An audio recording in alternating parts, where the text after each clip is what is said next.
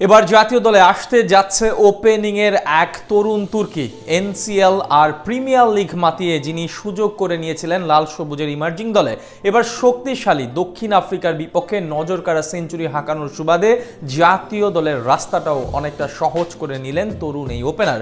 খুব শীঘ্রই টাইগারদের জাতীয় দলে আসতে যাওয়া দুর্দান্ত এই ওপেনারকে নিয়ে বিস্তারিত থাকছে রিপোর্ট। লাল সবুজের ক্রিকেটে এবার উকি দিচ্ছে আরো এক সম্ভাবনাময়ী ওপেনার, যার আগ্রাসী ব্যাটিংয়ে রীতিমতো দিশেহারা পরিস্থিতি দক্ষিণ আফ্রিকার বোলারদের। এমনকি দলের টপ অর্ডারের বিপর্যয়ের দিনেও তার বুদ্ধিদীপ্ত ব্যাটিং এর সুবাদে আদায় করে নিয়েছেন দুর্দান্ত এক সেঞ্চুরি। এর আগে এনসিএল কিংবা প্রিমিয়ার লিগ দুই আসরেই নিজের সামর্থ্য প্রমাণ করেন তিনি, যার সুবাদে টাইগারদের ইমার্জিং দলে ডাক পড়ে সম্ভাবনাময়ী এই ব্যাটারের, যেখানেও রীতিমতো বাজিমাত করে দেখিয়েছেন টাইগারদের এই উঠতি তারকা। তাই খুব শীঘ্রই নাম লিখাতে যাচ্ছেন জাতীয় দলের জার্সিতেও, যার আগমনের ফলে এবার আরো শক্তিশালী হবে টাইগারদের নরবরে ব্যাটিং লাইন আপ। বলছিলাম বাংলাদেশ ইমার্জিং দলের তরুণ ওপেনার ইফতিকার হোসেন ইফতির কথা।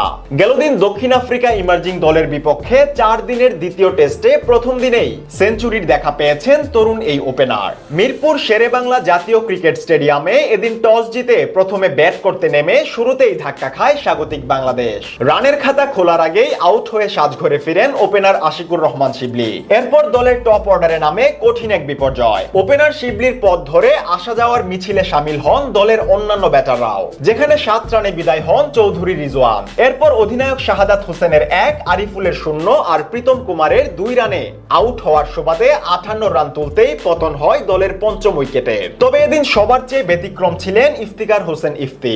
ষষ্ঠ উইকেটে মঈন খানকে নিয়ে দারুণ এক জুটি গড়েন দক্ষিণ আফ্রিকার বোলারদের বিপক্ষে। রীতিমতো দলের ভেঙে পড়া ব্যাটিং লাইনকে টেনে নিয়ে যান অনেকটা দূর। ইফতি মঈনের দুর্দান্ত ব্যাটিং এর সুবাদে ষষ্ঠ উইকেটে 179 রানের অবিশ্বাস্য এক জুটি গড়ে বাংলাদেশ।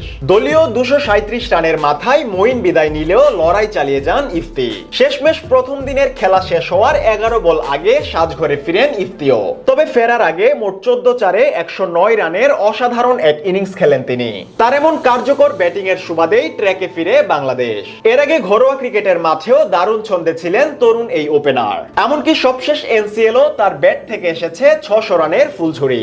এছাড়া প্রিমিয়ার লিগের খেলাতেও রীতিমতো অনবদ্য পারফরমেন্স দেখিয়েছেন টাইগারদের এই উঠতি তারকা। এদিকে সাম্প্রতিক সময়ের পরিসংখ্যান বলছে খুব একটা সুবিধাজনক অবস্থানে নেই জাতীয় দলের ব্যাটিং লাইন আপ। দলের একের পর এক ম্যাচ হারার পিছনেও মূল ব্যর্থতা ওপেনারদের। তাই দলের বিপর্যয়ের দিনেও দলকে একা হাতে সামলানো এই ওপেনারকে খুব শীঘ্রই ইমার্জিং দলের মতো জাতীয় দলের জার্সিতেও অন্তর্ভুক্ত করতে চাইবেন বিসিবি কর্তারা। কেননা এমন একজন সাহসী ওপেনার বাংলাদেশ দলের জন্য এই মুহূর্তে ঠিক কতটা জরুরি তা ভালো করেই জানেন নির্বাচকরা।